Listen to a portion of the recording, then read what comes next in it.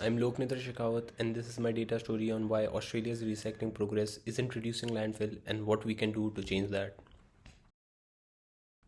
So, Australia produces almost 3 tons of waste per person annually, yet more than 40% of that still ends up in landfill. So, in this pie chart, you can see landfill is still around 30%, even after years of investing in recycling.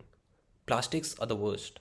So, 84% of plastic waste still goes straight to landfill. So, on paper, it looks like we are doing more recycling, but in reality, landfill really hasn't shifted. That points to a policy and a system coordination failure, not just an individual behavior problem. This stack bar breaks the problem down by stream. On the left is construction and demolition, in the middle is commercial and industrial, and on the right is municipal solid waste, which is our household bins. So, focusing on the red blocks at the top of each bar, that is the landfill. And even on the good streams C and D and C and I, the real red chunks is enormous. And for the household waste, the red section basically dominates the bar. So yes, recovery exists in all three streams, but a big slice of waste still ends up in the ground. That's the gap we need to fill.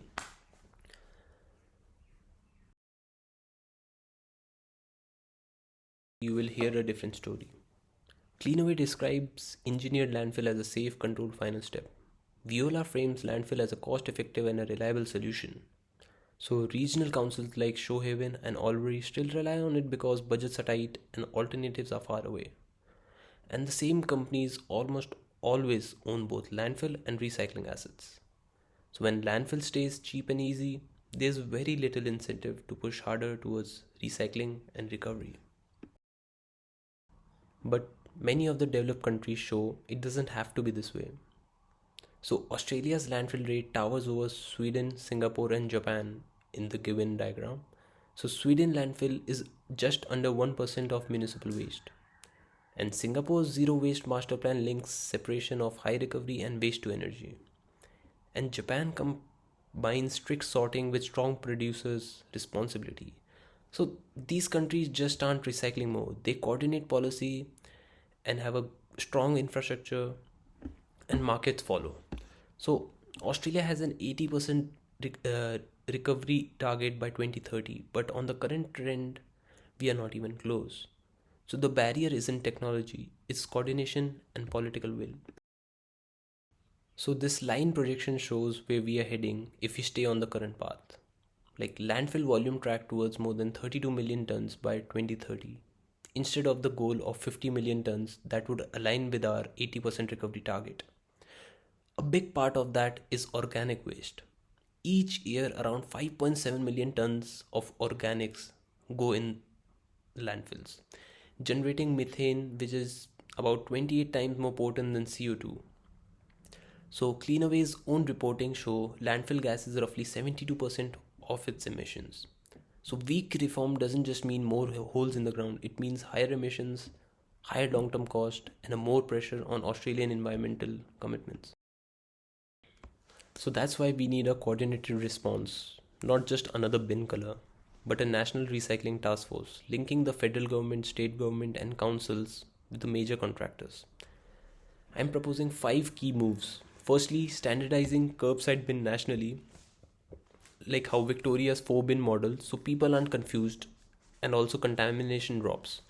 Secondly, we can scale up FOGO and composite, so organic becomes soils and fertilizer instead of methane in landfill.